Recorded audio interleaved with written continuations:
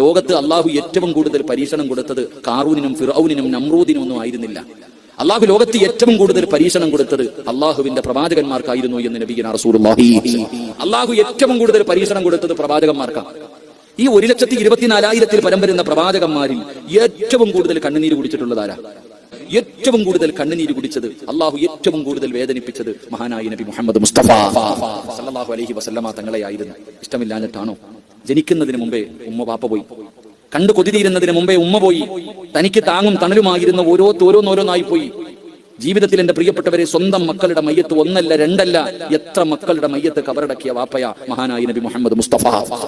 ഏറ്റവും കൂടുതൽ പട്ടിണി കിടന്ന കഥ ഞാനും നിങ്ങളും പറയും. ലോകത്ത് ഏറ്റവും കൂടുതൽ നബി സല്ലല്ലാഹു അലൈഹി വസല്ലമ തങ്ങള് വയറ്റത്ത് കല്ല് വെച്ച് കെട്ടിയിട്ട് നടന്നു, വിശപ്പ് സഹിക്കാൻ കഴിയാതെ. ഷേബു അബീ താലിബിന്റെ മലഞ്ചെരുവിൽ റസൂലുള്ളാഹി സ്വല്ലല്ലാഹു അലൈഹി വസല്ലമ തങ്ങൾ വിശപ്പ് സഹിക്കാൻ കഴിയാതെ പച്ചില പറിച്ചു കഴിച്ചു എന്ന് ചരിത്രം പഠിപ്പിക്കുന്നു.